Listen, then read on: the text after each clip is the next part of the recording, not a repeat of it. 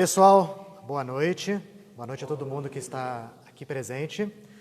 Boa noite a todos que estão aí nos assistindo de suas casas, através do Facebook.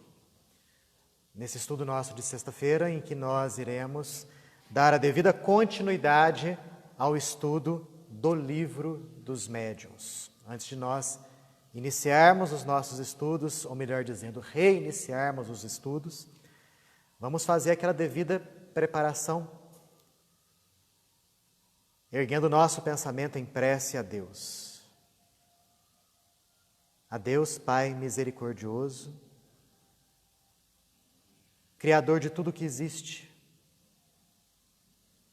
Criador deste universo que pulsa em beleza, harmonia e equilíbrio. Pai Criador de todos nós, seres vivos que evoluímos, como está escrito lá no Livro dos Espíritos, do átomo até o arcanjo. Possamos nessa noite compreender um pouco mais, desvendando uma mínima parcela dos segredos deste universo. Já que o Espiritismo nos apresenta como essa doutrina fantástica que nos mostra o que é a vida, o que nós devemos fazer para alcançarmos equilíbrio, alegria, paz, felicidade. Que possamos compreender as lições de hoje, aplicando-as no âmago de nossas vidas. E embora muitos de nós não sejamos médiuns ostensivos, muitos de nós não enxergamos os desencarnados, não ouvimos-lhes a voz, não psicografamos, não detemos a faculdade da psicofonia, mas somos todos médiuns, já que recebemos a influência do plano espiritual e reagimos sobre ele também, muitas vezes de modo inconsciente. Que o estudo dessa noite, mais uma vez, se mostre necessário, a fim de que possamos selecionar bem as nossas companhias espirituais, com esse objetivo de termos, naqueles momentos de maior dificuldade, a orientação precisa e necessária para aprendermos com as lições e evoluirmos rumo à perfeição espiritual. Paz e luz a todos, que assim seja. Antes que eu me esqueça, se inscrevam nas nossas redes sociais, no Facebook, no YouTube, já que nós estamos não somente presentes de carne e osso aqui no centro, mas também virtualmente através da internet. Bom, pessoal, na semana passada nós estávamos abordando a questão das reuniões e das sociedades espíritas, no capítulo de número 29 do Livro dos Médiuns. Conforme aquilo que eu havia dito a vocês, é um capítulo grande até, e muita coisa contida nesse capítulo a gente está buscando resumir, como é do nosso costume, a fim de passar para vocês. Nós estamos até mesmo fazendo um paralelo, um acompanhamento do capítulo 29 com o capítulo 21, já que ambos estão talvez intrinsecamente ligados. Bom, Daniel, o que vocês viram na semana passada? Nós vimos a questão das reuniões mediúnicas de modo geral. Vimos as vantagens das reuniões espíritas, não somente das reuniões de estudo, como essas que a gente costuma fazer, mas também das chamadas reuniões mediúnicas. E é isso que a gente vai buscar frisar. Nesse capítulo, Kardec fala de modo geral dos dois tipos de reunião. Aqui nós vamos buscar sempre frisar a questão das reuniões mediúnicas, já que nosso tema, mais fechadinho aí, é justamente a questão da mediunidade. Vimos que existem condições especiais, a fim de que essas reuniões rendam frutos. Vimos os 3 tipos de reunião mediúnica, as reuniões frívolas, as experimentais, que são aquelas de efeitos físicos, e as reuniões instrutivas, que são aquelas onde os seus participantes aprendem. Então, nós aqui somos participantes, todos nós, de uma reunião instrutiva, que é a reunião de estudos. E uma reunião mediúnica de bom nível, de bom gabarito, também é uma reunião instrutiva, já que os benfeitores espirituais por lá aparecem, por lá se manifestam, nos dando as orientações necessárias, nos iluminando a consciência sobre um ou outro caso que por ali, porventura, possa aparecer. Não paramos por aí, não. Falamos também na semana anterior acerca da importância dessas reuniões instrutivas para o médium de efeitos intelectuais. Vimos que o médium ele tem que buscar participar de uma reunião mediúnica equilibrada, boa, onde ele possa ser inclusive avaliado e acompanhado por aqueles que estão participando da reunião, talvez há mais tempo do que ele. Que o médium nunca deve se furtar à averiguação daquilo que ele obtém. Que ele, muito pelo contrário, ele tem até que requisitar isso daí. Requisitar avaliações a respeito da psicografia que ele recebeu, ou dos espíritos que porventura falem através dele. Porque, como todos nós somos muito imperfeitos, e o médium também é, óbvio, pois acima de ser médium é um ser humano, evidentemente que logo no início da sua mediunidade e em diversos momentos da sua ação mediúnica durante a sua vida de encarnado, ele pode receber uma influenciação negativa. Pode estar sob uma influência obsessiva, por que não? E nada melhor do que um grupo mediúnico equilibrado, com o objetivo de que a sua atenção seja chamada para esse ou para aquele ponto. Os espíritos são até unânimes em declarar que o médium deve pedir esse tipo de coisa. E qualquer médium que se irrita com as observações, qualquer médium que se melindra, isso daí já é um atestado de que ele está sob a influência de um mau espírito. Isso daí, eles são categóricos, Kardec fala isso, daquele modo bastante positivo, curto e grosso, como ele sempre costumava falar, sem motivo para a gente abordar de uma outra maneira, sem subterfúgios. Falamos também do objetivo de uma reunião séria, que é justamente afastar os espíritos mentirosos, que para isso aconteça, é necessário que os indivíduos que fazem parte daquela reunião estejam vibrando em uníssono, que aquela reunião seja uma reunião séria, uma reunião com objetivos sérios, nobres e justos. Paramos por aí na semana anterior, tá? Nós estávamos falando, então, sobre aquelas características desejáveis para uma reunião mediúnica. A primeira, ser séria. Ninguém vai para uma reunião mediúnica para brincar, ou simplesmente para obter informações mais ou menos curiosas do plano espiritual. Ah, Daniel, mas existem reuniões mediúnicas assim? Existe. Agora, que tipo de espírito que se comunica numa reunião como essa? De acordo com as características dos participantes encarnados, você vai ter as características similares, semelhantes dos desencarnados. Primeira característica, então, de uma reunião boa, séria, justa, ser séria. A segunda característica, a reunião tem que ser homogênea. E Kardec, por umas 2 ou 3 vezes nesse capítulo, compara a reunião a um todo coletivo, dizendo que as qualidades de uma reunião mediúnica estão diretamente relacionadas com as qualidades dos participantes. Estão vendo como é que a doutrina espírita é? A doutrina espírita coloca nas nossas mãos a responsabilidade pelo bom andamento da reunião. Não basta a reunião ser feita dentro de uma casa espírita, isso não é garantia de muita coisa. Porque se os seus participantes não estiverem minimamente interessados em algo bom, em algo sério, em algo nobre, pouca coisa eles vão obter de bom. Então, como uma reunião é um todo, é um ser coletivo, aqueles que participam da reunião têm de estar sintonizados no mesmo objetivo nobre. Tem que ter ali o quê? Uma sintonia, uma união de objetivos, uma união de intenções.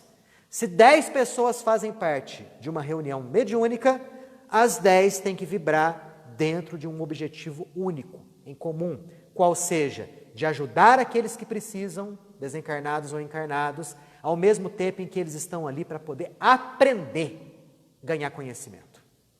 Qualquer coisa fora disso daí, obviamente a reunião não tende à homogeneidade. Vamos supor que numa reunião de 10 pessoas, 8 estejam vibrando positivamente e 2 estão pensando em outra coisa. Essas 2 vão atrapalhar o bom andamento da reunião? Vão. Os benfeitores espirituais podem ter trabalho em isolar essas duas pessoas das demais? Sim. Então, ao invés deles estarem fazendo outra coisa de útil, os benfeitores estão sendo deslocados para isolar um elemento ali que já deveria ter a consciência de como se comportar dentro de uma reunião. Então, a homogeneidade é uma característica fantástica. Mesmo porque, dentro de um meio benevolente, os espíritos bons se comunicam com maior tranquilidade, com maior facilidade. Enquanto que dentro de um meio onde as vibrações são antagônicas, eles têm uma séria dificuldade de comunicação, não por conta deles, mas porque o meio não está propício a isso. Basta a gente ver conosco mesmos, né? Quando a gente está falando para um grupo de pessoas que são simpáticas a nós, pessoas que gostam de nós, que têm os mesmos objetivos, é muito mais fácil falar para essas pessoas.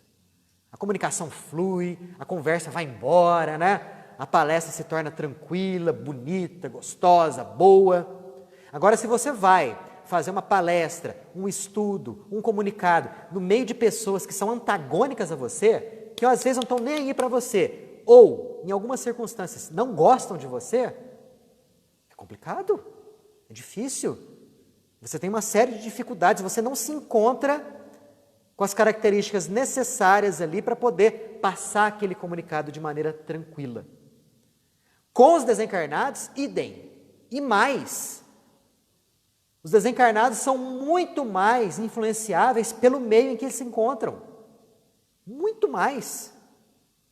Ah, quer dizer que um espírito superior deixa de ser superior, deixa de ter conhecimento num meio antagônico? Não, claro que não. Ele só não vai encontrar as condições necessárias para poder passar a sua mensagem. Se você pegar um beija-flor e colocar no meio de um pântano, ele não vai deixar de ser um beija-flor, mas vai sofrer as constrições do meio. Então, para que um bom espírito se manifeste, obviamente, o meio tem que estar adequado para ele. Não basta simplesmente a gente desejar, eu queria que um bom espírito se manifestasse, sendo que os componentes da reunião não se colocam em condição adequada para que isso aconteça. Todo grupo mediúnico que queira fazer boas coisas tem que tender à maior homogeneidade possível, se queremos comunicações de qualidade. Recolhimento, união de pensamentos, união de objetivos. É muito difícil obter isso? Não é muito difícil não, gente. Claro que não. Basta que nós nos inteiremos das nossas responsabilidades. Isso é importante. Um assunto aqui que também vale a pena a gente abordar. A questão do número de participantes. Por que vocês acham que as reuniões mediúnicas boas, que rendem, sérias, são aquelas reuniões formadas por poucos componentes? Justamente porque, com poucos componentes, dá para você adquirir com maior facilidade essa homogeneidade de pensamentos. Então, até mesmo as casas espíritas podem colocar, dentro das suas normativas, instruções específicas a esse respeito. Que uma reunião mediúnica nunca passe de, por exemplo, 10 componentes, 12 componentes, sei lá. Não existe nenhum número fixo, mas existe uma certeza. Quanto maior a quantidade de participantes, maior a dificuldade de você obter sintonia entre eles. Kardec até fala aqui que as melhores comunicações são obtidas em grupos restritos, em grupos pequenininhos. E ele até mesmo extrapola isso, não só para a reunião mediúnica, mas para o próprio centro espírita. Ele fala que é melhor que se multipliquem pequenos grupos, pequenas sociedades, mas que mantenham a uniformidade de pensamentos, do que grandes, onde essa uniformidade de intenções e de objetivos seja difícil de ocorrer. Ele fala até um exemplo aqui, melhor que se tenha 20 grupos com 20 pessoas do que um com 400. Porque aí fica muito mais difícil você obter a devida homogeneidade e, consequentemente, a devida sintonia. Não é? Fora que, num grupo grande, é muito mais complicado de você fazer o controle daqueles que estão vindo participar das atividades. Enquanto que num grupo pequeno, esse controle é melhor feito.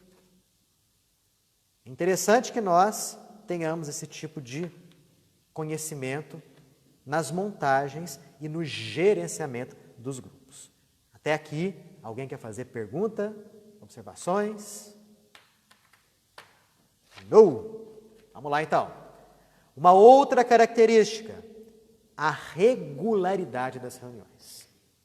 Não somente das reuniões em si, mas dos participantes também das reuniões. Por quê? Para que a gente tenha uma boa assistência espiritual, os benfeitores espirituais têm que perceber que nós estamos interessados naquela tarefa. Eles têm muito mais coisas para fazer, gente.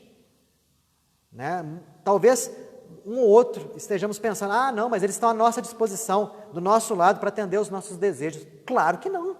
Eles têm muita outra coisa para fazer.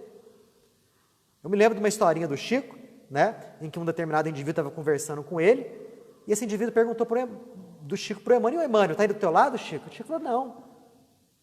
O cara até assustou, eu falei, mas não fica o tempo inteiro do seu lado, não? Ele falou, não, atualmente, agora, por exemplo, ele está fazendo um curso em inglês no plano espiritual. O Emmanuel fazendo um curso de inglês no plano espiritual, né? Quer dizer, os bons espíritos têm o seu tempo totalmente preenchido com coisas boas, nobres e justas. Então, eles vão dedicar a atenção deles num grupo mediúnico sério, que se reúna com regularidade. Um grupo que se reúne uma vez numa semana, falha outra semana. Aí depois, 3 semanas, o grupo se forma. Nas outras 2 não se forma. Os bons espíritos, eles não perdem tempo com esse tipo de coisa. De modo algum. E também com os frequentadores. Aquele que está fazendo parte de um grupo mediúnico, ele tem que se conscientizar disso aí. Que aquilo ali é um compromisso, uma responsabilidade. Não algo que ele vai quando ele quer ou quando tem um tempo, não. Porque se ele não for assíduo a esse ponto, ele também não vai conseguir a simpatia dos bons. Os bons vão odiar ele. Não, claro que não. Mas como eu disse, como eles têm muito tempo, aliás, pouco tempo disponível, os bons espíritos, obviamente eles querem empregar o pouco tempo que eles têm disponível para orientar, para ajudar, para secundar aquelas pessoas que realmente querem produzir, querem fazer algo de bom. Então, se uma reunião mediúnica é programada, né, para o dia tal, 8 horas da noite, você pode ter certeza, se os frequentadores forem sérios, com objetivos nobres, se aquela reunião realmente está programada para render, os bons espíritos vão estar lá. Eles vão encontrar um espaço na agenda deles, para naquele dia, naquele horário, eles se encontrarem lá. E até mesmo a questão da duração da reunião passa por aí. Por quê? Depois que a reunião acaba, o que os bons espíritos fazem? Vão ficar de braço cruzado? Não, eles têm outro compromisso. Então, se está se programando um encontro desses, das 8 às 9, que a reunião dure das 8 às 9. Daniel, não pode começar um pouquinho antes, tal, passar um pouquinho do horário? Pode, um pouquinho, né? Porque os bons também não são tão meticulosos, né? Vai começar 8 horas em ponto, quando o ponteiro dos segundos bater no 12. Não é bem por aí. Qualquer coisa muito meticulosa também é sinal de inferioridade. Né? Mas está marcado para 8? Começa 8 horas. 2 minutos a mais, 2 minutos a menos. Né? Está previsto para acabar às 9? Que se acabe às 9. Mas naquele dia estendeu um pouquinho por conta do número de comunicações. Beleza, não tem problema. Teve pouca comunicação aquele dia, nós terminamos 10 para as 9. Ótimo também. Mas é interessante que nós tenhamos um horário definido por conta dos próprios compromissos dele.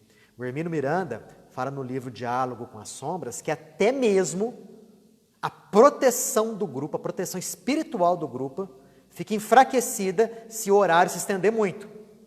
Porque os bons têm outros compromissos. Eles não podem faltar no outro compromisso deles. Eles têm a regularidade deles lá, a pontualidade deles lá também. É um trabalho que nós desempenhamos aí em conjunto sempre. E aí? Perguntas? Daniel, Fala. eu creio que na Alemanha, Inglaterra, o horário é muito... É muito bem seguido, né? certinho. Muito certinho. Essa variação. Mas aqui no Brasil A gente está aprendendo, vamos dizer assim, né?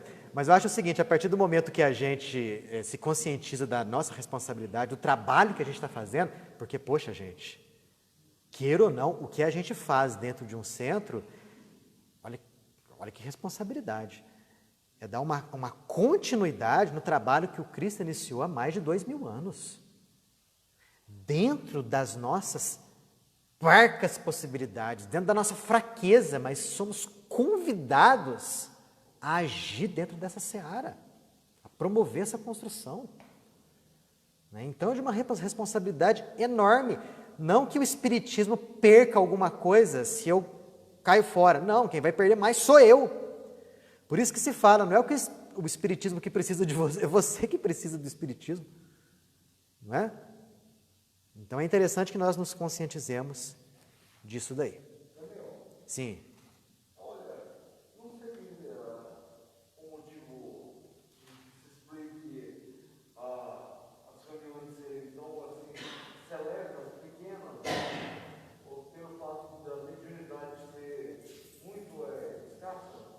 A mediunidade não é escassa, o Antônio Carlos. Não, a mediunidade é ostensiva. Sim. Se todo mundo tivesse mediunidade ostensiva, eu acho que eu ia mediunidade estar lotado. Não, mas eu vou te falar uma coisa. Lembra daquela profecia de Joel, que o Cristo até cita? No final dos tempos, diz o Senhor, derramarei do meu espírito sobre toda a carne, os velhos sonharão, os jovens profetizarão, e por aí vai. O que isso quer dizer? A explosão das faculdades mediúnicas no final dos tempos, nos tempos de transição, que é o que a gente está vivendo.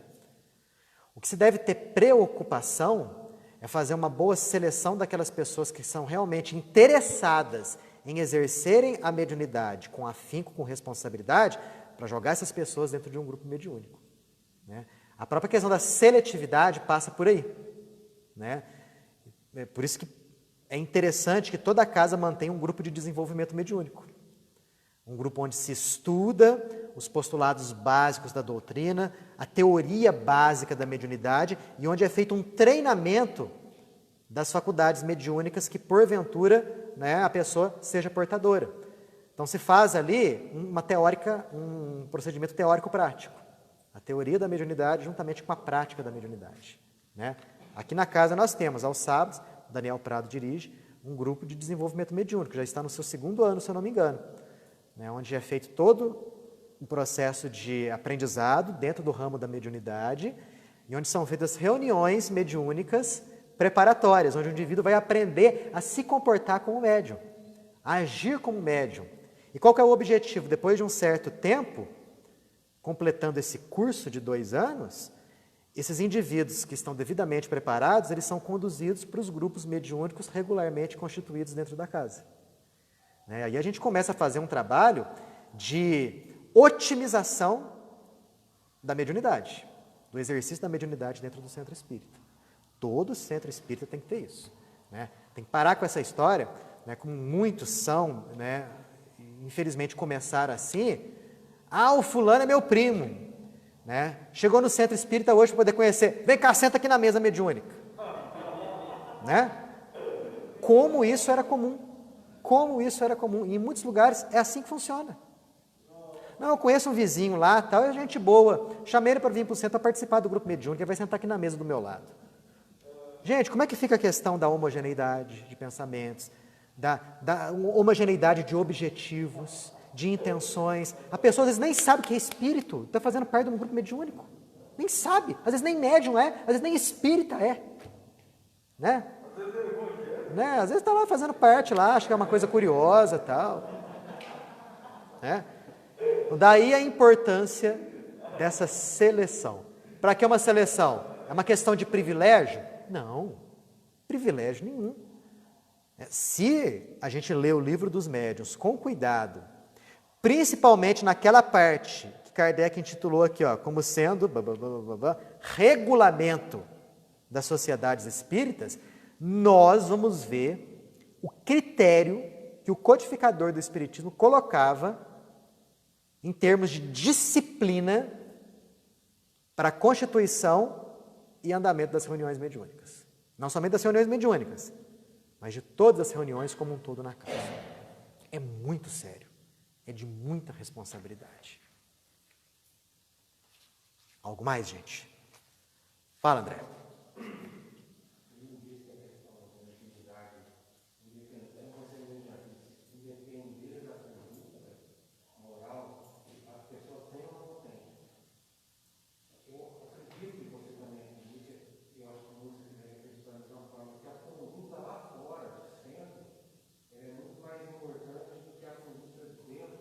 Verdade. A pessoa lá fora que não está numa boa vibração e achando que vai fazer o trabalho espiritual lá, vai ser resolvido, porque quando ela está fora, e não é bem assim que acontece. Uhum. De modo algum. A questão da conduta nossa lá fora conta e muito para o nosso rendimento dentro de uma reunião mediúnica. Por quê? Porque o estado de vibração, o estado de sintonia com os benfeitores espirituais, ele não se improvisa. Não se improvisa, não é de uma hora para outra. Muitos assim ainda pensam, né, que basta entrar no centro espírita para todo milagre acontecer. E não é assim que a coisa funciona. Se no mundo lá fora eu estou acostumado a pensar só de maneira material e grosseira, 99% do meu tempo, por que ao entrar aqui no centro e começar a rezar o Pai Nosso, a sintonia vai se fazer de maneira fácil? Não vai. Não vai. É uma questão simples de condicionamento. São 24 horas por dia. Claro, é lógico, é vigiar os pensamentos, os sentimentos. É uma questão de ser, é uma questão de conduta. Claro, é lógico, porque aqui, André, aqui é muito fácil a gente se portar de maneira educada, civilizada, espiritual e ordeira. Porque nós estamos num meio onde todos nós somos simpáticos a esse tipo de pensamento. E aqui, o que é feito e discutido aqui são coisas de ordem transcendental. Então é muito fácil um bom comportamento, uma boa conduta entre nós aqui. Agora, lá fora, nós encontramos com pessoas de tudo quanto é tipo, de tudo quanto é jeito. Onde aquilo que a gente aprende é colocado à prova. E mais, lá fora, nós somos nós mesmos. E quando nós estamos sozinhos, né, dentro das nossas casas, lá no nosso gabinete de trabalho, nós somos nós mesmos mais ainda. Nossa, Daniel, mas essa questão de comportamento é difícil. Mas é claro que é difícil. Vocês acham que a gente está num mundo de provas e expiações? Por quê? Porque ainda nós somos mais voltados, mais inclinados à prática daquilo que é negativo do que aquilo que é positivo. Para fazer o que é ruim, flui, que é uma beleza só. Né? Para fazer aquilo que é positivo, nossa, né? O mundo dá uma volta assim para a gente poder conseguir fazer algo que é positivo. Nós erramos lá fora? Erramos, né? Ficamos com raiva, né? Chutamos balde, xingamos, fazemos um tanto de coisa que não deveríamos fazer. Mas é interessante que nós nos conscientizemos de que a doutrina está aqui para nos alertar sobre a nossa conduta. Então a ideia básica é: o que eu posso fazer para melhorar a minha conduta de pouco em pouco? Porque se os benfeitores espirituais perceberem que o Daniel é cheio de erro, mas que ele está buscando melhorar, eles vão ser simpáticos comigo. Isso acontece com todo mundo. Né? Mas isso é hipocrisia? Não é hipocrisia. Hipocrisia é quando eu sou uma coisa e finjo que sou outra. Mas a partir do momento que você se aceita com seus erros, com seus defeitos, com seus vícios e tudo mais, mas você sabe que você tem que melhorar, você já ganha a simpatia dos bons. E eles vão te ajudar a você domar suas más inclinações. Né? É um processo realmente complicado, duro, que leva décadas, séculos e milênios, mas é o único que garante a nossa harmonia espiritual. Não tem outro. Não tem outro. Porque quando nós temos as nossas condutas, automaticamente atraímos ao nosso redor espíritos que vibram do mesmo jeito, do mesmo tipo. Kardec explica isso lá no Livro dos Espíritos. Os espíritos simpáticos, dos espíritos familiares, que são aqueles que se sintonizam conosco de alguma forma, por alguma conduta que nós temos, por algum pensamento que nós temos, por algum hábito, bom ou mal. Então, quando nós chegamos até um centro, trazemos esse pessoal conosco. Né? Agora, imagine uma reunião com 10, 12 pessoas, mais os acompanhantes espirituais dessas pessoas. Como é que fica? Ah, mas existe uma barreira de proteção lá fora. Né? Os benfeitores impedem a entrada, sim, os benfeitores impedem a entrada dos espíritos arruaceiros, baderneiros, que isolados ou em bando queiram entrar aqui para promover confusão. Mas e quando nós temos os nossos obsessores? E quando nós temos aquela simbiose energética espiritual, aquele indivíduo que está intrinsecamente ligado à nossa mente? Ele entra conosco. Ele entra conosco. Difícil, ele pode até sentir o meio desfavorável para ele, mas ele está aqui com a gente. Então, quando a gente faz um trabalho como esse que nós estamos fazendo agora, de estudo, ao mesmo tempo que nós estamos estudando, que estamos renovando o nosso pensamento, você pode ter certeza, nós estamos renovando o pensamento do nosso obsessor também. Não é à toa que, no dia do estudo, no dia do grupo mediúnico, seja o pior dia teu da semana. É o dia que tudo acontece de errado, é o dia que parece que todo mundo encrenca com você, é o dia que parece que fica tudo cinza, aparecem motivos para briga, para discussão. Você pensa 1000 vezes, eu não vou hoje lá não. Você acha que isso é à toa? Fala sinceramente, você acha que isso é à toa? Não é. Não é. São os nossos companheiros do passado que percebem, opa, esse sujeito está querendo melhorar. Se ele melhorar, perde a sintonia conosco. Eles redobram as ações com esse objetivo de nos puxar de volta para eles. E isso acontece até mesmo com aqueles que estão há mais tempo na palestra. Depois vocês deem uma olhadinha, depois vocês puxem lá no YouTube, uma palestra que o Divaldo Franco fez, se eu não me engano, foi logo no início dessa pandemia, em março mais ou menos, acho que em Curitiba, se eu não me engano. Não sei se foi em Curitiba, sei que é uma cidade lá do Paraná. Em que ele relata o assédio espiritual negativo que ele sofreu no dia anterior à palestra que ele ia fazer. O Divaldo, que tem 93 anos de idade e a vida inteira dentro do espiritismo. Que ele teve que ser socorrido pelos benfeitores espirituais porque ele não estava em condições, né? Ele estava querendo abandonar a palestra, deu vontade. Gente, quando eu ouvi ele falar aquilo, eu falei, pelo amor de Deus, se isso acontece com aquele homem, imagina comigo. Imagina comigo. É muito mais fácil deles me influenciarem negativamente. Então é uma batalha diária, constante, né? Que não para. Daí a importância dos grupos mediúnicos serem firmemente, fortemente constituídos. E sabe o que Kardec fala aqui? Sabe o que une muito os membros de um grupo? Seja um grupo mediúnico, seja um grupo de estudos, seja uma fraternidade espírita, é a profunda compreensão do objetivo moral do espiritismo. Então, se nós temos membros que estão convictos da importância moral da doutrina, cria-se entre esses membros um laço forte, dificilmente rompido. Agora, quando nós temos uma compreensão superficial do espiritismo, qualquer coisinha serve para a gente se afastar. Dentro do meio espírita está cheio de coisa desse tipo. Querem um exemplo? Muitos acham que o Chico foi a reencarnação de Allan Kardec. Dentro do meio espírita, alguns acreditam nisso, outros não. Né? Entre os membros de um mesmo grupo mediúnico, vamos supor que 5 acreditam que sim e 5 acreditam que não. Mas esses membros compreendem o alcance moral do espiritismo, compreendem o porquê dele para a humanidade. Você acha que vai haver dissensões, brigas, né, bate-boca, melindres entre esse pessoal por conta desse assunto? Não vai. Não vai. Eu posso até respeitar o teu ponto de vista. Aliás, concordar com o teu ponto de vista, mas eu respeito. Né? Eu acho que não é, pronto. Eu acho que é, pronto, acabou. Agora, se aqueles 10 membros têm uma compreensão superficial do espiritismo, rapidinho para surgir um bate-boca, o melindre surge ali, o grupo se desfaz. Isso para inúmeras coisas. O perispírito tem órgãos.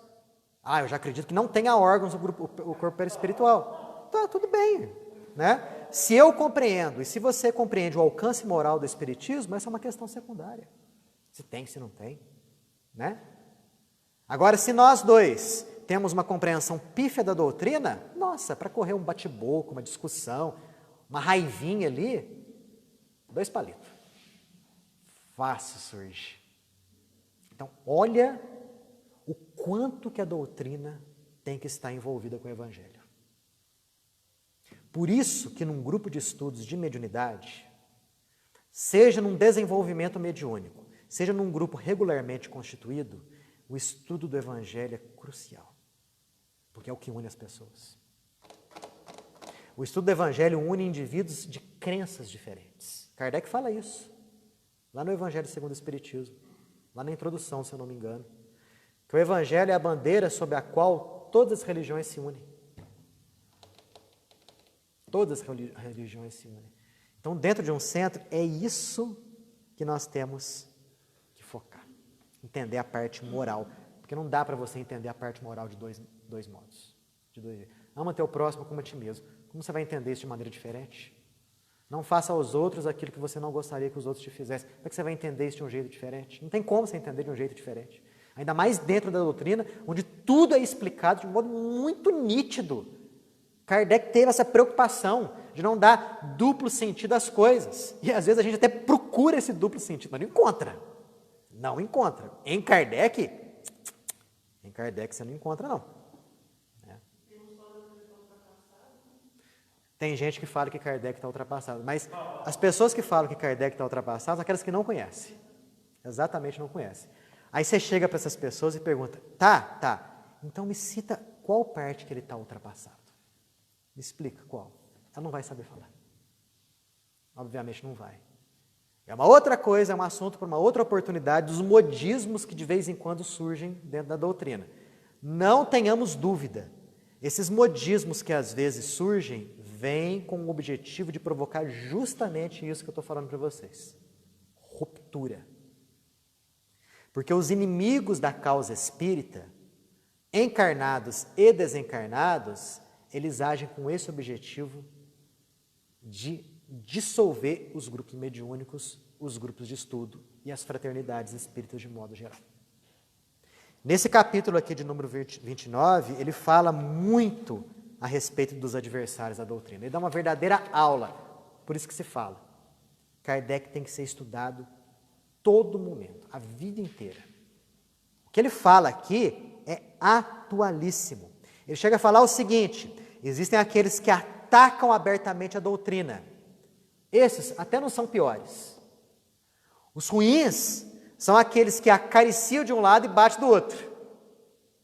São aqueles, que se insinuam onde quer que contem fazer o mal. Qual é o objetivo dele? Destruição do grupo.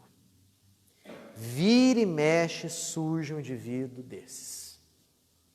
Temos que estar atentos. Seja num grupo mediúnico, seja num grupo mais aberto de estudo, seja no centro espírita de modo geral. Qual o objetivo? Destruir. Às vezes a pessoa nem tem essa intenção muito nítida, delineada na sua mente, mas a sua própria conduta denuncia isso daí. De maneira muito subreptícia, ele insinua discórdia, desunião, perturbações. Aí Kardec vai mais uma vez ressaltar a importância dos pequenos grupos. Porque num pequeno grupo, você detecta essa pessoa facilmente. E num grupo grande? Como você vai detectar essa pessoa?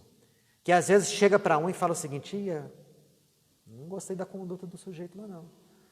Eu acho que o pensamento dele está errado, eu acho que isso, eu acho que aquilo, esse local tinha que ser melhor administrado, não gostei da cor da parede, e por aí vai. O chefe está obsediado, conheço gente desse tipo, vim de um centro onde isso aconteceu, e aí começa a tecer o que? Uma rede de intrigas, de discussões, que surge posteriormente, talvez, as famosas rupturas, criam-se as panelinhas. Allan Kardec fala o seguinte aqui, que todo indivíduo que provoca desordem ou desunião, ou é um agente provocador ou um mau espírita. E sabe que o codificador da doutrina fala como devemos agir com relação a essa pessoa? Se livrar dessa pessoa o mais rápido possível. Ele fala isso. Ele fala isso. Ele fala até que o grupo tem que criar uma normativa, com o objetivo de surgir de uma situação como essa, ele usa essa palavra, facilitar o mais... facilitar de maneira mais fácil é feio, Facilitar o mais possível a saída dessa pessoa do centro. Fala desse jeito? Não estou inventando, não. Depois vocês pegam esse capítulo 29 aqui, que ele fala claramente isso daí. E na parte do regulamento, ele torna a falar isso daí. Desse jeito. Ah, mas vamos supor, né, que o grupo lá esteja todo contaminado com essas ideias, você esteja vendo um tanto de coisa errada acontecendo, vários assuntos antidoutrinários. Você não pode falar nada? Querer mostrar a verdade, querer mostrar o caminho correto? Não só pode, como deve. Como deve. Ele fala aqui de maneira clara isso. Não estou inventando, não. Só que ele fala do seguinte: falar de modo conveniente, de modo cordial, né? Não vai sair por aí, né, jogando cadeira nos outros, mas de modo franco. Quando essa pessoa acha que o grupo inteiro está obsediado, mas só ela está. Aí o que vai acontecer? Essa pessoa, obviamente, por força da própria dificuldade de sintonia, essa pessoa ela vai se afastar. Ou ela não se afasta dessa maneira, desse modo próprio, o próprio obsessor trata de tirá-la daquele contexto para melhor dominá-la, ou o próprio grupo tem que tomar a decisão de afastar aquela pessoa. Nossa, mas isso é chato. É mesmo. Ai, cria um mal-estar. Cria sim, mas tem que ser feito. Tem que ser feito por quê? Se dentro de um grupo mediúnico uma pessoa cai em processo obsessivo, isso está claro para os outros. O primeiro passo, fazer com que aquela pessoa abra os olhos. Fazer com que ela enxergue que aquilo que ela está fazendo, falando, está errado. Que as comunicações que estão vindo através dela são comunicações perigosas, que podem gerar, né, transtornos. É o primeiro passo. Segundo passo, a pessoa está intransigente naquilo ali. Já tem que ser afastada. Nossa, e se o contrário acontecer? E se a maioria que tiver desse jeito? E se só você estiver enxergando, você e mais um ou outro, que as coisas estão correndo de maneira errada, né? Você estuda Kardec, você sabe que aquilo ali está correndo de maneira errada. Fale, comente, né? Mostre. Daí a importância do conhecimento. Eu estou achando que a conduta tal está errada, mas não é opinião minha não. Porque no livro dos médiuns, tal, no capítulo tal, está falando isso, está aqui. Ah, mas se essa pessoa não ouvir você, Daniel, o que eu faço? O que você faz? Você pega o teu chapéu e vai embora. É isso? Você sai. Olha o que ele fala aqui. Se ninguém os acompanha, retiram-se, pois vocês não são coniventes com o erro. Então, esse daqui, deixa eu pegar aqui, Cadê? Das sociedades propriamente ditas. Está no item, capítulo 29, item, acho que é 338, 339. Está aqui, é do 334 em diante. Certinho onde é que está, mas é do 334 em diante, você vai encontrar isso daí. Nossa, é complicado isso acontecer, Por isso que é interessante, uma pessoa entrar no seu grupo mediúnico, de cara, você já fala das regras do negócio ali. Falar como que a banda toca, né? E não é espiritismo à moda da casa, não. É buscar seguir aquilo que Kardec fala. Porque reunião mediúnica no espiritismo, os auspícios das orientações de Kardec.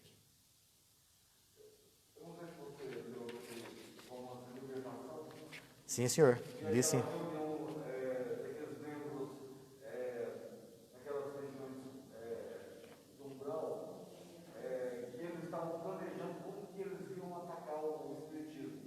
Aí o mentor deles delineou primeiro, um dos principais pontos era atacar o dirigente, para ele tomar atitudes equivocadas e destruir o grupo. Simplesmente isso. O Antônio Carlos, as técnicas dele são as mais variadas possíveis. Nesse contexto foi isso daí. Atacar o dirigente do grupo para poder dissolver o grupo mediúnico, ou o grupo espírita. Mas sabe o que eles fazem muito? Dentro de um grupo, eles são méritos psicólogos, esses trevosos aí, que querem destruir o grupo. Eles estudam os defeitos, as más inclinações, né, de todos nós aqui. E eles vão agir, é muito comum, principalmente nos elos mais fracos, nas pessoas que eles percebem que eles podem dominar melhor. Então eles insistem naquilo ali e conseguem, vamos supor que eles conseguem. Um ali caiu. Se aquela pessoa não for orientada a tempo, Se aquela pessoa não tiver os seus olhos abertos a tempo, né?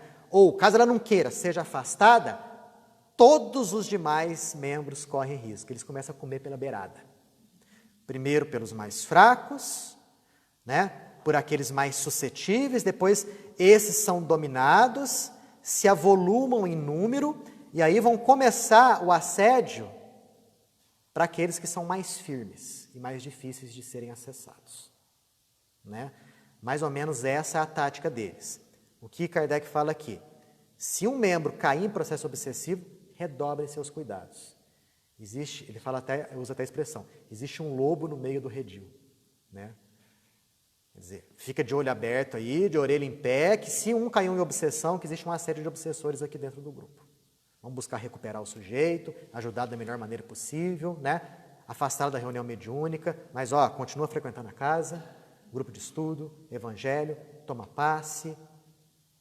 Mas se a pessoa não quiser se revoltar e sair do centro, fazer o quê? Ela tem o livre-arbítrio dela, né? A gente não pode forçar ninguém, amarrar o sujeito, não, vamos para o centro. Não, né? A pessoa tem o livre-arbítrio dela. Mas se ela sair e fundar um grupo espírita totalmente equivocado, problema dela e do obsessor dela. São responsáveis por isso, né? O que a gente tem que fazer é saber orientar e conduzir muito bem o nosso grupo.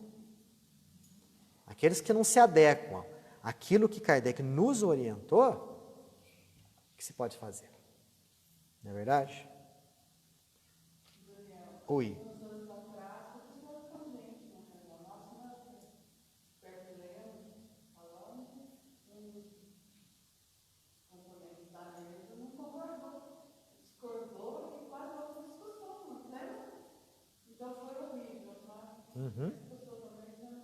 Já não está mais. Ou seja, você pode até não concordar a respeito da mesma coisa, mas, né? Para que bater boca? Para que discutir? Sim. Claro que a gente tem que concordar com tudo, né? Mas também de toda vez uma coisa que era certa, né? Exato. E ele discordou e bateu boca. Foi muito ruim. Foi ruim, é chato, cria um mal-estar, mas ainda bem que foi. Kardec fala isso. Não faz falta. Esse tipo de pessoa não faz falta. Nossa, mas isso não é contra a caridade? Não, gente, não é. Nós estamos fazendo aqui, buscando fazer um trabalho de divulgação do Espiritismo. Porque qual é o objetivo do Espiritismo? O objetivo do Espiritismo é único. É a regeneração da humanidade. É algo muito sério. Nós não podemos deixar que os grupos se destruam por conta de 1, 2 ou mais elementos. Não podemos, né? Agora, como saber se eu estou certo ou se eu estou errado? Porque pode ser isso, né? Talvez o outro esteja certo e eu estou errado. Daí a importância do estudo das obras básicas. Espiritismo se aprende estudando Kardec, né? Há alguns anos, de uma reunião que eu participei lá em Sacramento, a Alzira, lá no Colégio Allan Kardec, falou uma coisa que não me saiu da cabeça. Ela falou o seguinte, dessa maneira: André Luiz, que me desculpe, mas Espiritismo se aprende estudando Kardec. É que os grupos de uma casa espírita estudem Kardec. Pode abrir espaço para estudar obras de autores clássicos consagrados? Podem. Mas Kardec é essencial e é fundamental. Ele está sempre atual, né? Lendo isso daqui, estudando isso daqui, parece que eu estou lendo algo que está acontecendo agora, né? Atual, aqui no nosso Brasil, aqui no nosso país. Ok, pessoal? Só para arrematar. Não, olha aqui, que interessante. Meios de prevenir e combater o assédio dos maus. Sabe quantos? Kardec coloca 2. Primeiro, prece feita de coração. Por quê? Porque a prece feita de coração faz com que haja uma sintonia com os bons espíritos. E onde os bons estão, os maus se afastam. É água e óleo. Segunda ação aqui, estudo atento dos menores sinais que revelem a presença dos maus espíritos. Se você pegar aqui, se eu não me engano, eu acho que é o capítulo 14. Capítulo 14, né? Capítulo 14 no capítulo 16, que fala a respeito dos médiuns especiais. Fala a respeito dos maus médiuns. Para que a gente saiba direitinho quando um médium está sendo mal influenciado, existe uma série de características. Kardec destrincha tudo para a gente. Então são esses 2 pontos que todo grupo mediúnico deve ter. A prece feita com o coração. E o estudo dos mínimos sinais que atestam a presença de um mau espírito ali naquele meio. Só essas 2 coisas. É algo impossível da gente conseguir? Claro que não. Basta um pouco de boa vontade. Condições para um grupo obter a simpatia dos bons, afastar os maus. Destrinchando mais ainda. Né? Todas elas estão nas condições morais dos assistentes. São eles. É um resumo daquilo que a gente falou. Perfeita comunhão de objetivos e sentimentos. Cordialidade recíproca entre os membros. Tem o meu grupo mediúnico. De repente apareceu um sujeito que veio do grupo de desenvolvimento mediúnico e foi deslocado para o meu grupo. É uma pessoa lá do meu grupo, olha para aquela pessoa. Sabe quando o santo não bate? Não foi com a cara daquele indivíduo. Isso basta para o grupo mediúnico se desestabilizar, desarmonizar. Se não houver cordialidade recíproca entre os membros, como é que eu vou querer ajudar um que está precisando? Como eu vou ajudar o espírito sofredor? Se eu não tolero, não gosto daquele que está do meu lado. A ausência de todo sentimento contrário à caridade. Desejo único de se instruir e melhorar. Então, não estou lá para poder aparecer, me instruir e melhorar. Exclusão da curiosidade nas comunicações pedidas.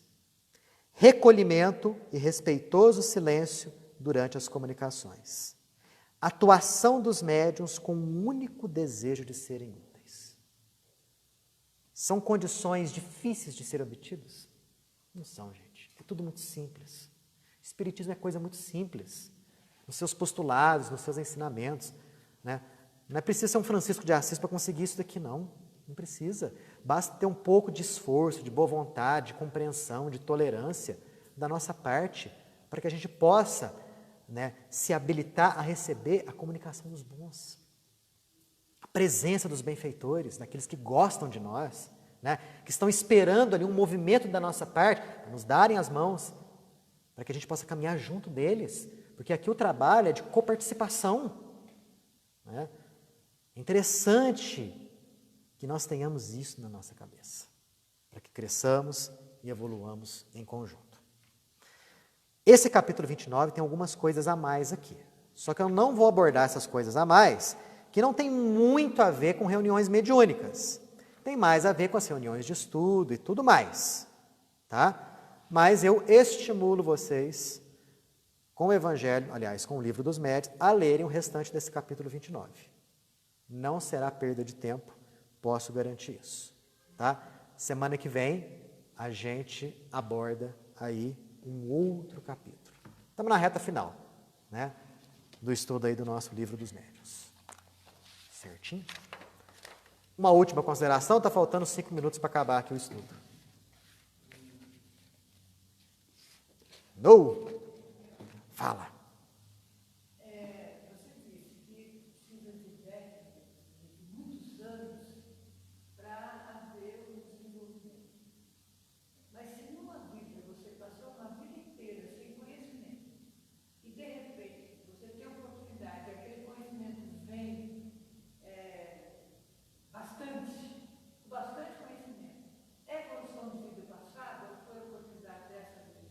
Olha, o surgimento, a senhora está falando do ponto de vista da mediunidade?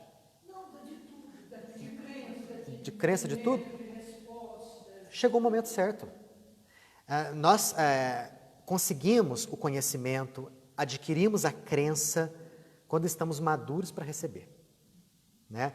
Dizem que o trabalhador está pronto, né? Não é mesmo? Quando o trabalhador está pronto, o trabalho aparece. É mais ou menos nesse sentido. Com a nossa maturidade espiritual, com o nosso crescimento, nós vamos nos habilitando a receber mais conhecimento que vai aos poucos sedimentando a nossa crença, sedimentando a nossa fé. A senhora perguntou, é uma coisa de vidas passadas? É. Porque nós, hoje, somos a somatória de tudo aquilo que a gente fez. Não somente na presente reencarnação, mas de todas as outras reencarnações que nós tivemos. Né? Sob o nosso olhar, ainda muito pequenininho, parece que demora muito, mas não é. O que são séculos e milênios frente à eternidade? Rigorosamente nada. Nada.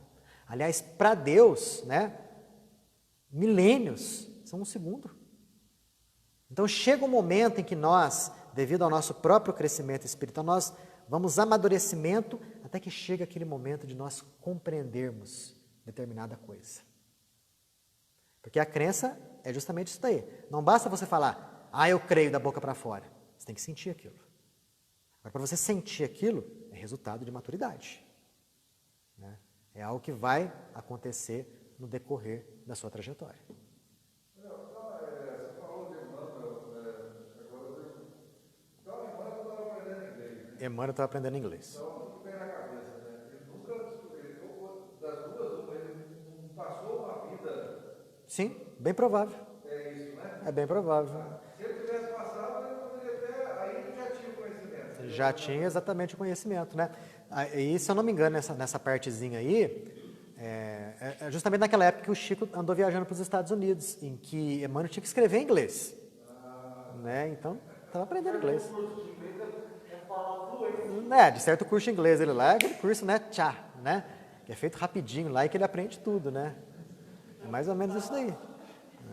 Se Emmanuel estava estudando para aprender, quando a gente desencarnar, imagina o que está reservado para nós. Vamos estudar bastante e aprender bastante, né? E de um modo mais fácil, porque aqui com esse corpo pesadão, né? Com esse cérebro pesado, né? É muito mais complicado. Sem o corpo físico, com o corpo perispiritual vibrátil ali, você adquirir conhecimento é muito mais fácil, muito mais tranquilo. Fala, Donizete. Mas entre nós mesmos já está acontecendo isso. Tanta espiritualidade prestando vestibular. E passando, né? É verdade. Né? Pessoas aí com uma idade avançada, formando, né? Tá certo. São analfabetos ainda, estão aprendendo A ler. Aí você fala o seguinte, nossa, mas você nessa idade avançada, você formou médico, vai exercer durante pouco tempo a medicina. Daí, para nós espíritas, isso não conta. Porque o conhecimento adquirido é uma coisa que não se perde. Né? Pode ser que não exerça a medicina durante muito tempo com esse corpo físico, mas o conhecimento ele leva para o plano espiritual. Né? E vai ser aperfeiçoado no plano espiritual. E da próxima vez, quando reencarnar, ele já vem com conhecimento básico, onde vai ser fácil ele assimilar aqueles conceitos. Vai passar rápido no vestibular. Tudo aquilo que você assimila de modo fácil, pode ter certeza, você já aprendeu antes. Né? Não sei se é Platão que falava assim, Platão, que aprender é recordar. Não é verdade? Então, em muitas situações é isso mesmo, aprender é recordar. Outras situações não. Pode ser que eu esteja aprendendo agora coisas que eu nunca vi nas minhas outras vidas. A sorte é que nós somos imortais. Vamos ter muito tempo para aprender muita coisa. Não é não? Semana que vem a gente continua. Vamos fazer a prece? Vamos fechar os olhos. Todos nós que estamos aqui, encarnados e desencarnados, a você que nos acompanha aí de casa, feche seus olhos. Caso você esteja acompanhada aí dos seus familiares, peça para ele fazer o mesmo. E vamos buscar a necessária sintonia com aquilo que é superior a nós. E quando nós buscamos algo que é superior a nós, obviamente, pensamos logo na referência maior que nós temos aqui, que é Jesus. Porque ele veio aqui há mais de 2000 anos, objetivando nos libertar da ignorância. Como foi lido lá no comecinho pelo seu Gilberto, embaixador celeste. O embaixador, ele fala em nome de um presidente, fala em nome de um rei. Então Jesus veio aqui como embaixador de Deus. Ele veio nos mostrar o verdadeiro caminho para atingirmos a felicidade. para deixarmos de lado a ignorância e adquirirmos as condições necessárias para bem vivermos aqui na terra, com vistas ao aprimoramento incessante que iria prosseguir na realidade espiritual. É bem certo que, devido à nossa ignorância naquela época, não detínhamos as condições necessárias para abarcarmos conhecimentos tão sutis a respeito de realidade espiritual. Porém, Ele nos veio mostrar aquilo que é crucial e básico, que é o amor de Deus para conosco. E, obviamente, assim como fomos feitos à imagem e semelhança do Criador, se Ele nos ama dessa forma, temos esse amor em nós em estado potencial. E que somente no despertar, no desabrochar desse sentimento magnânimo, que nós iremos promover a nossa real ascensão espiritual. Se passaram milênios, séculos vários, e a doutrina veio tirar todo aquele entulho de dogmas, onde o pensamento original do Cristo foi soterrado, para mostrá-lo na sua pureza máxima. E mais, com o crescimento e aperfeiçoamento intelectual, nos mostrar de modo inequívoco os desdobramentos daquele pensamento do Cristo. Quando a doutrina nos fala a respeito da reencarnação, da lei de causa e efeito, da vida em outros planetas, da mediunidade, da vida no plano espiritual, ela está desdobrando o pensamento original de Jesus de Nazaré. Possamos ter a alegria de termos a possibilidade de desfrutarmos dessa gama imensa de conhecimentos, para o nosso próprio benefício. Que Deus abençoe a todos vocês, que Deus abençoe a sua família, o seu lar, e que esse final de semana, que esse feriado, sejam dias ricos em alegria, em paz e em saúde. Que Deus os proteja sempre. E assim seja.